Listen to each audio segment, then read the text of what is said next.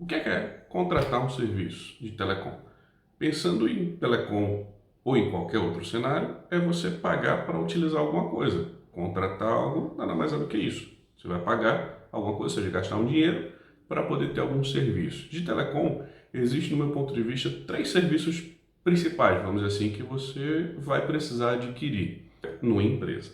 Primeiro, o serviço de voz. Então, para você falar e se comunicar, tanto para receber quanto fazer contato, você precisa de algum telefone, seja um fixo ou um celular.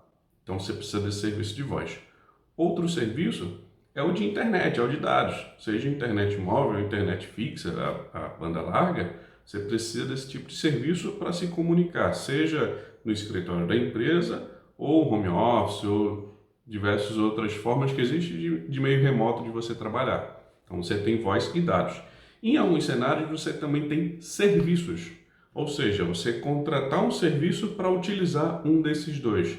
Por exemplo, na banda larga você pode precisar alugar um modem para ficar na sua residência, ou um roteador para ficar no escritório da empresa. Então tem essas opções. E na telefonia fixa, por exemplo, se for uma estrutura um pouco maior, você pode contratar um serviço para você ter o PABX na empresa, ou seja, você pode locar equipamento, você pode contratar uma empresa para fazer a manutenção desse equipamento, tem diversos outros exemplos que eu poderia te dar, mas esses são alguns, ou seja, por que e o que você contrata nos serviços de telecom. Lembrando que você contrata e tem a forma de pagamento, que pode ser pós-paga, você usou e depois paga, ou pré-paga, você paga antes de começar a utilizar.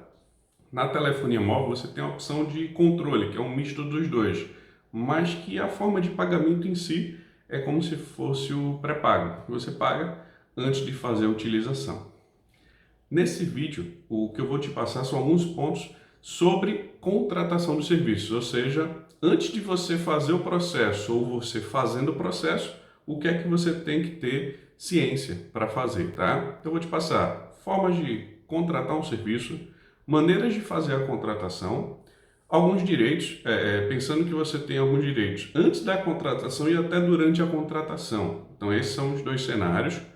O contrato de permanência, que é aquele documento em que diz que você precisa ficar um determinado tempo se você estiver recebendo algum benefício. Então, o que é um contrato de permanência? Como eu gerencio esse contrato de permanência nos clientes que eu atendo e os que eu já atendi. Quatro informações principais que devem ter em todo o contrato de permanência: os prazos e renovação de contrato desse documento de permanência. Além disso, a parte de reclamações, que são reclamações de atendimento, cobrança e contato. Essas são as informações que a gente vai ver nesse vídeo, tá bom? Formas de contratar um serviço. Pensando em serviço de telecom, você tem duas formas do meu ponto de vista: o presencial e o remoto. Presencial nada mais é do que ou você recebendo a visita de um consultor, gerente de vendas, executivo de negócios, ele indo até a organização fisicamente e você negocia, avalia todas as informações, ou até, em alguns casos, você indo até o escritório, seja da própria operadora ou de um agente corporativo, de um prestador de serviço da própria operadora para fazer a ação. Você tem esses dois meios de forma presencial, ou você indo ou a prestadora indo até você. O segundo meio, que é o remoto, você pode fazer isso por telefone, por e-mail, você pode acessar um site, fazer lá a aquisição, fazer a compra ou algo do tipo. Então, existem meios, tanto remoto quanto presencial. Porém, o que eu acho mais seguro, independente dos dois, é que você faça de uma forma que você tenha acesso aos contratos antes de qualquer acordo. Você tem que ter acesso às informações e ler tudo que está no documento. Essa é a maneira que eu acredito ser mais segura para toda e qualquer empresa. As maneiras de você fazer uma contratação. Entenda que você tem como fazer um novo contrato ou renovar, vamos por assim dizer, o contrato existente. Um novo contrato é você pedir uma nova linha, um novo serviço para uma prestadora. Outra forma de ter um novo contrato é portabilidade. Portabilidade numérica só funciona na telefonia fixa e telefonia móvel, que é você mudar de uma prestadora para outra. Então, se você está na operadora Vivo, você foi para TIM, ou se você está na Oi e foi para Claro, e vice-versa. Você mudando de prestador de serviço, chama portabilidade, é considerado um novo contrato. Lembrando que portabilidade você rescinde o contrato anterior. E também um novo contrato é quando você faz transferência de titularidade, que a linha está no nome de uma empresa ou pessoa e passar para um outro nome, empresa ou pessoa. Então essa transferência de titularidade é um novo contrato para o novo assinante. Então, quando você faz uma dessas três ações, é um novo contrato que é assinado, vamos assim, que é documentado com a prestadora. E o contrato existente você renova, ou seja, você faz com que ele perdure por mais tempo. Isso, essa renovação que é chamada, você pode fazer com o mesmo plano de serviço ou com um novo plano de serviço. Você pode fazer essa mudança se você quiser nesse momento, onde na mudança de renovação, ou seja, fazendo esse novo contrato, na maioria das prestadoras, você pode mudar o plano sem nenhum problema de custo financeiro, mesmo que seja para um plano menor. Então isso é possível fazer e também gera um novo contrato, um novo prazo. Sobre a parte dos direitos, tá? Ou seja, você, consumidor, você, a gente tem alguns direitos antes da contratação e durante a contratação. Antes dela, e lógico, isso é meio óbvio, mas é bom dizer, você tem a livre escolha de qualquer prestadora, tá? Você pode escolher para onde você vai, o que é que você quer contratar, qual tipo de serviço, isso é seu direito. As informações que você vier a receber precisam ser claras e você receber todas, ou seja, todas as informações que você precisa para assinar aquele documento e aquele contrato.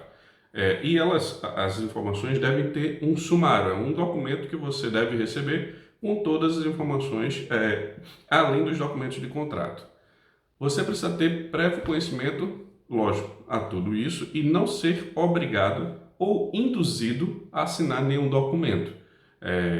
No meio de telecom, já vivo há alguns anos, não sei nem mais quantos, existem situações que o consumidor, o cliente corporativo, ele pode ser, vamos dizer assim, induzido a assinar um documento que ele não tem tanta ciência.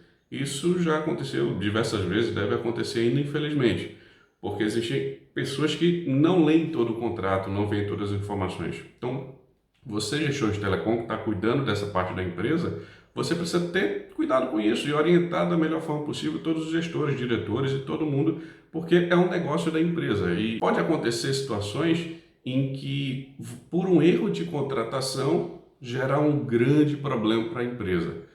Problema de multa contratual, problema de comprar alguma coisa que não era para ser comprado. Então, são dores de cabeça que antes da contratação, você vendo essas informações, tendo atenção pelos seus direitos, você consegue, vamos assim, ter mais tranquilidade. Outra opção é que se você fizer contratação de ofertas em conjunto, ou seja, é um plano de telefonia móvel com telefonia fixa, ou banda larga com telefonia fixa, esse conjunto de serviços, você deve ter todos de forma separada. Você recebe os contratos, todas as informações e todas as informações devem vir. E os preços, cada um de cada serviço, para você ficar ciente. Uma coisa que aconteceu comigo e um cliente é que determinada empresa, que eu não vou passar o nome de cliente que eu acho errado, eles precisavam de novos aparelhos e falaram com o consultor de vendas. E o consultor de vendas disse, tá, eu vou mandar os aparelhos, o custo vai ser tanto. Passou algumas informações e o pessoal, não, vamos ver isso aí. E ele disse, tudo bem, eu vou mandar para vocês em forma de comodato, que é o empréstimo do equipamento. Os equipamentos chegaram no consultor e o consultor entregou lá para o cliente. E o pessoal ficou alegre, estava feliz e foi. E depois viram que a conta aumentou e não entenderam por quê. Quando eu fui analisar, o que aconteceu? Aquela empresa que tinha, não lembro agora, tá? Mas deve ter em torno de umas 15 linhas, foi para 20 e poucas, porque o consultor colocou linhas novas e pegou o aparelho. E aí o cliente, ele foi induzido a um processo que ele não sabia exatamente o que acontecia, pelo que ele me informou, e estava pagando a mais por isso. Então, assim, tem que ter cuidado nessa aquisição, tem que ter cuidado no que os representantes legais estão assinando, principalmente você, gestor de telecom, que cuida disso. Muitos diretores olham e assinam, nem sempre eles leem. Existem diretores que leem, que veem o que é que está assinando todas as informações, mas existem os dois mundos, então você tem que ter cuidado com isso sempre antes da contratação. Quando o contrato é assinado, ou seja, quais são os seus direitos, quando o documento foi assinado ou existiu o aceite, mas o serviço ainda não está ativo, ou seja, não foi atribuído ainda a confirmação pela prestadora. Ela deve te entregar, lógico, os documentos você deve receber login e senha para acesso ao sistema da operadora, ou seja, o espaço reservado do consumidor, só que nem sempre isso acontece. Normalmente você só recebe esse login e senha quando o serviço é ativado, mas perante a resolução da Anatel, você deve receber isso nesse momento de assinatura de contrato. Lógico, o contrato você tem que receber o sumário, o documento do plano, o serviço, todos os detalhes que você precisa ter comprovando que a negociação que foi feita. Sobre o atendimento remoto, ou seja, você fez por telefone, por e-mail, ou pelo sistema da operadora, o site ou algo do tipo, você deve receber todo esse conjunto de documentos. Isso você vai ter da forma que você quiser, tá? A prestadora ela pode te enviar por mensagem eletrônica ou da forma que você precisar. Normalmente o pessoal manda por e-mail, porque é mais fácil, é mais prático de você receber. E na oferta conjunta, você deve receber todos os documentos, todos os planos, todas as informações associadas a essa negociação. Então, é bom você ter essas informações para não sofrer nenhum problema, nenhuma contratação de linhas indevidas ou compra de equipamento que não deveria, serviço que não era necessário. Tudo isso você vê antes de fazer a contratação. E toda a contratação das prestadoras de telecom, atualmente, elas têm um segundo documento, que é chamado contrato de permanência, ou vulgarmente contrato de fidelização.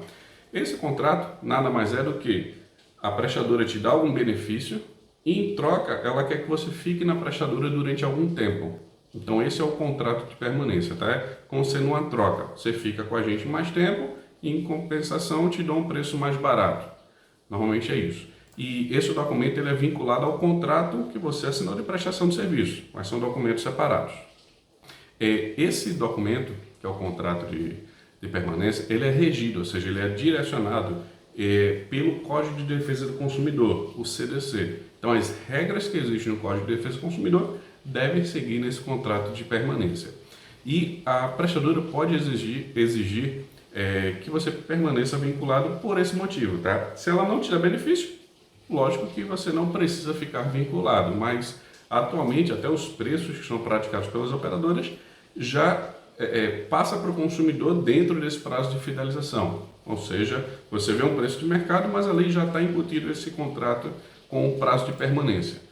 E aí, esses descontos, vamos por assim dizer, podem ser desconto de aparelho, pode ser desconto nos serviços, pode ser desconto em qualquer item que você poderia ser cobrado. Na prática, é isso que pode acontecer. E aí você tem um contrato separado. E eu gerencio algumas empresas, já gerenciei algumas empresas fazendo com papel de gestor de telecom. Nesse fluxo, eu criei a metodologia chamada Reduza Custos Todo Mês.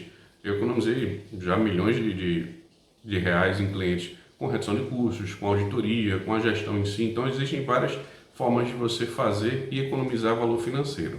Nesse pilar de contrato, ou seja, na contratação do serviço, na metodologia que eu fiz, existe um pilar chamado gestão que cuida da parte administrativa. Lá existe um documento que toda empresa deveria ter, que é um inventário. Só que eu coloquei esse inventário chamado RCTM, que é Reduza Custo Todo Mês. E existem alguns campos que você precisa ter cuidado. Então, para toda e qualquer empresa, quando você vai fazer a contratação de novos serviços, você precisa ter um inventário das informações e ter um campo específico dessa parte de permanência, que são as fidelizações. Então, se é uma fidelização de plano, de serviço, de aparelho, o que quer que seja, tem que estar dentro desse inventário para você ficar ciente e não ficar refém da operadora. Então, tendo essas informações, você fica mais seguro e consegue projetar algumas alterações no futuro. Então, tenha esse inventário para você ter mais segurança e fazer a gestão do telecom mais segura. Nesse contexto, algumas informações precisam ter nesse contrato de permanência. Tá? É lógico que prazo de permanência é aplicável, ou seja, em quanto tempo esse contrato vai durar, de tal data até tal data. Os benefícios concedidos, então, qual foi o desconto? Foi de R$1, foi de R$1.000, foi de R$100? Qual foi o valor em si que teve de benefício? E valor de multa, lógico, em caso de rescisão. E quais são as condições de rescisão? O que é que pode acontecer que se encerre esse contrato e também qual é o contrato que se vincula a esse contrato de permanência. Então, lembrando que o contrato de permanência é um e o contrato do plano é outro. Você contratou um serviço e aí o desconto é um outro documento que você recebe. Na parte de cliente corporativo, você tem que ter muito cuidado com isso. Pessoa física, é mais difícil você ver dois documentos assim para a pessoa assinar. É mais um aceite de outra forma. Mas corporativo, sempre você recebe essa informação nos documentos. O prazo desse contrato de permanência, ele é variado. Para cliente corporativo é de uma forma e para cliente pessoa física de outra. Mas toda adesão de serviço, ela pode fazer isso. Mas lembrando, não é obrigado você ter uma permanência mínima. Se o plano com a permanência lá é R$ 1.000, mas sem a permanência ele fica 1.200, é uma opção. Você tem que avaliar quais são os cenários que você tem do negócio, por quanto tempo você vai precisar daquele serviço e avaliar a parte financeira. Já existiram casos que eu fui fazer cotação, avaliação, brainstorm, fazer a avaliação das informações e um benchmark simples. O contrato que ia durar lá 6 meses, era melhor contratar ele durante 2 anos, que ia ser o mesmo preço se não tivesse fidelização. Então aí você tem que avaliar quais são realmente as condições necessárias. Enquanto isso, outro contrato que ia durar, se não me engano, 3 meses, era muito mais barato financeiramente não ter fidelidade do que contratar durante 2 anos. Porque ia contratar aquele serviço, ia utilizar e terminou o evento em si. Então não teria necessidade. Mas a fidelidade máxima para cliente consumidor é de 12 meses. Então, para a pessoa física, tem esse prazo máximo. Para a parte de pessoa jurídica, ou seja, o contrato corporativo, ele é de livre negociação, mas deve ser garantida a possibilidade de contrato com 12 meses. Porém, na maioria dos casos, para telefonia móvel e telefonia fixa, é mais difícil você conseguir um contrato de 12 meses ou até sem fidelidade. Você tem uma certa dificuldade de fazer isso com a área de vendas porque a receita deles sobre isso diminui. Então, não é interesse deles fazer esse processo e sim fazer contrato de 24 meses. Porém, você pode fazer contrato de 12 meses. Existe os contratos que na maioria são de 24 meses e também já vi contratos de 36 ou 42 meses. Aí mais voltado para a parte de banda larga, que você precisa contratar os links de internet e aí você precisa assinar um documento que, em sua maioria, pode ser maior. Em outro lado, você tem que também ficar ciente que, quando é um prestador de pequeno porte, você pode tentar diminuir esse prazo de contrato também. E aí, cada negociação é negociação.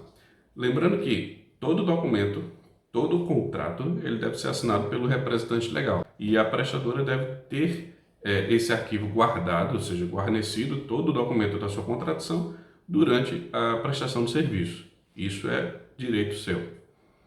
A renovação do contrato de permanência, ou seja, a renovação do contrato em si, dos valores, preços que você tem, ela deve ser feita depois desse prazo vencido, lógico, ou perto de vencer. Aí depende de cada cenário de operadora, como é que ela trabalha. Mas lógico que você deve se antever disso, ou seja, precaver, projetar antes como é que você deve fazer. A regulamentação 632 da Anatel, a resolução, ela não tem uma informação específica falando sobre renovação de contrato. Por quê? Existe um contrato de permanência e ele é regido pelo Código de Defesa do Consumidor. Logo, não precisa de resolução pelo entender de todos os fatores. Então, se você tem alguma coisa no contrato de permanência falando sobre renovação, ele é regido pelo Código de Defesa do Consumidor. Nesse Código de Defesa do Consumidor, existe o artigo 39, onde, na prática do nosso mercado brasileiro, não deve ocorrer renovação automática sem que eu, como consumidor, você, como consumidor, autorizemos. Então, o representante legal tem que dar esse de acordo, ou seja, confirmar lá que pode ser feita. Não é porque eu, gestor de contrato, não respondi nada que o contrato pode ser renovado. Não é essa questão de ser prejudicado pela inércia.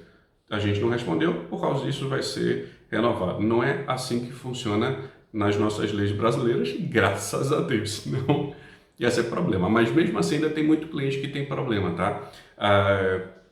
Muitos casos acontecem de renovação automática, em que mesmo após o prazo o cliente liga e a operadora se coloca na posição de bater, vamos dizer assim, de ter um conflito. com o consumidor, porque ele faz a renovação automática. Ele bota lá no contrato que o cliente deve ligar com até 30 dias de antecedência antes do final para dizer que não quer.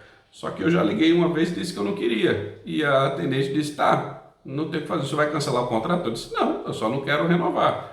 Mas não deu em nada, ou seja, eu tive que renovar o contrato de uma outra maneira, ou eu tinha a opção de fazer portabilidade. Porém, não é assim que a lei diz. Até se você for em algum PROCON da vida, eles vão te dar certeza dessa informação e você tem como fazer, se você teve alguma cobrança, fazer uma resolução disso pelo meio judicial, porque pela operadora, pela prestadora, vai ser um pouco mais difícil. Lembrando que o envio ou entrega ao consumidor de qualquer serviço ou produto sem sua autorização, entre aspas, judicialmente, juridicamente, você pode reclamar, dizer, ó, mas eu não pedi isso e foi feito. E aí é uma briga que você tem normalmente jurídica para fazer esse processo. E toda renovação de contrato, ela deve ser expressa e de forma que o consumidor realmente tenha ciência daquilo. Seja por uma ligação, ligou, ó, vai ser renovado, fez algum contato, foi por e-mail, foi por acesso remoto, foi presencial, não importa. O consumidor, eu e você, a gente tem que ficar ciente disso de forma clara e ciente.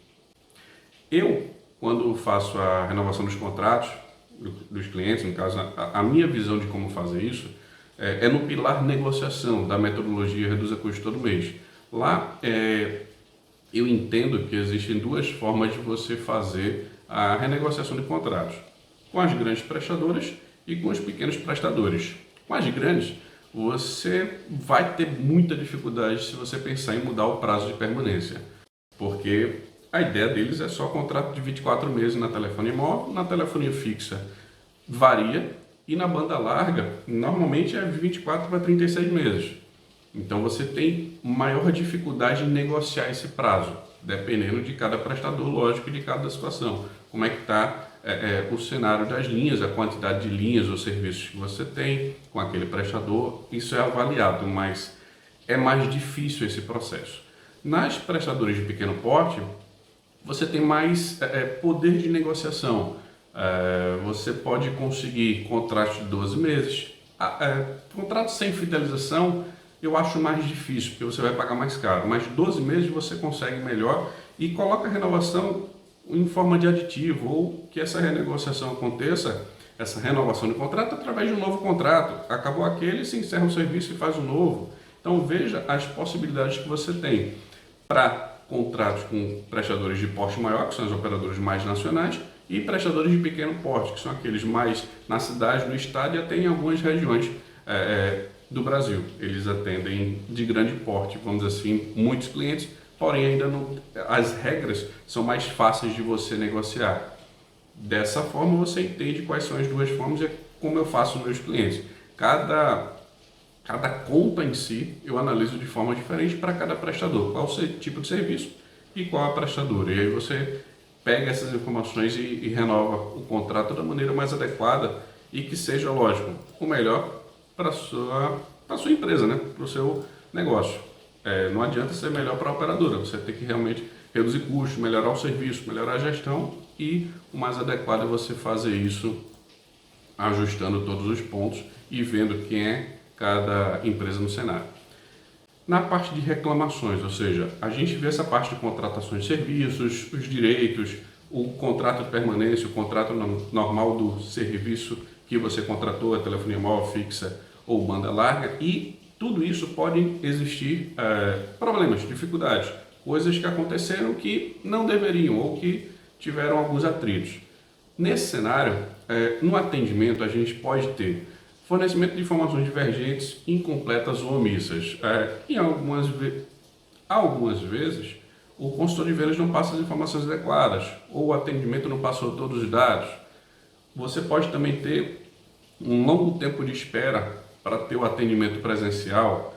Pode acontecer isso em alguns casos, se você tiver uma negociação que não está andando. Você pede a visita de uma outra equipe de consultores ou de um gerente de negócios e pode ter demora nesse fluxo para você conseguir fazer a aquisição desse serviço. Ou você não consegue um atendimento pela área de vendas. Em alguns casos pode acontecer. O que eu te aconselho é, se essa empresa no início está com essa dificuldade pela área de vendas, busca algum concorrente, faz uma avaliação se realmente é essa empresa melhor para te atender. Na parte do documento de cobrança, existe não entrega do documento de cobrança. Se é um contrato novo, pode acontecer isso, porém, lembre-se que é um direito da prestadora receber o valor pago, mesmo que você não tenha recebido o documento de cobrança. Então, reclame, mas pega o código de barras, passa para o financeiro, faz algum fluxo que a conta precisa ser paga. Outro ponto do documento de cobrança é que assim que contratado, você vai ter as informações, login e senha do usuário lá do sistema do espaço reservado para baixar a fatura se for o caso, ou a fatura vai ser enviada para você de forma física, presencial, você recebe o documento.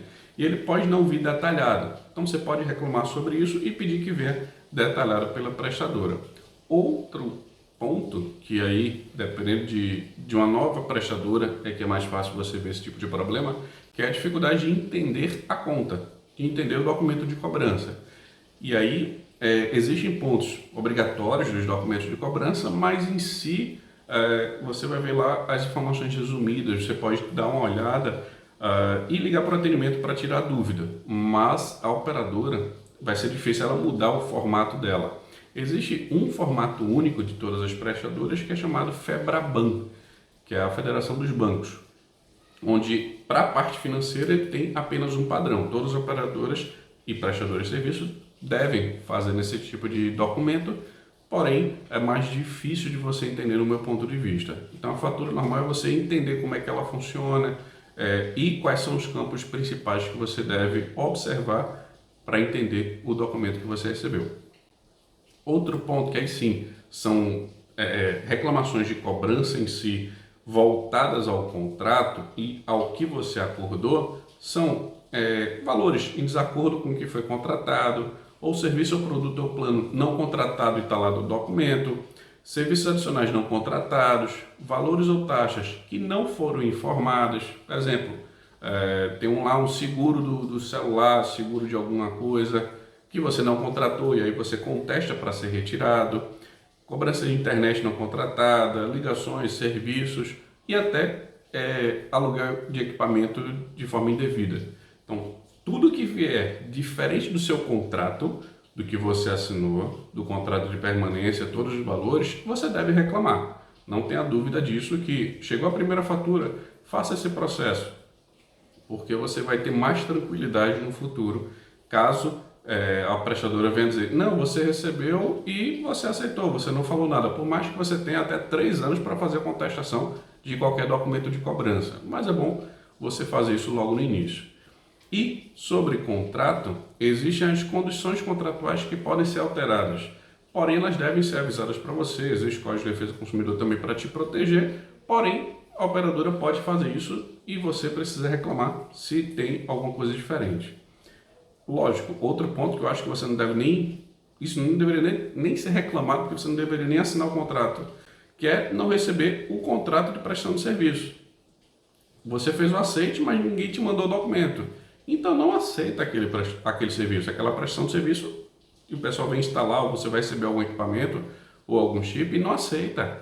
Eu preciso receber o documento para poder fazer qualquer confirmação do que eu estou recebendo, quais são os valores e tudo mais. Então é bom você ter essa visão para não ter que fazer essa reclamação. A última é a renovação automática de contrato. A renovação automática não deve ser realizada pelas prestadoras, de acordo com o Código de Defesa do Consumidor, artigo 39, porque você, como consumidor, deve dar o aceite, deve dar a confirmação que o contrato pode ser renovado, quais são os valores, quais são as informações. Se você não deu aceite, seja presencial, assinando um contrato por telefone ou algo do tipo, ela não deve acontecer. Então, existem muitas reclamações nas prestadoras sobre isso, porque existe a renovação do contrato de forma automatizada e que o consumidor nem sempre tem ciência de quando isso aconteceu, por mais que tenha no documento do contrato, mas é uma cláusula nula. Só para você entender que também existe essa reclamação nessa parte de contratação dos serviços de telecom, que acontecem um pouco depois de você ter assinado o contrato ou antes de você até virar cliente daquela prestadora.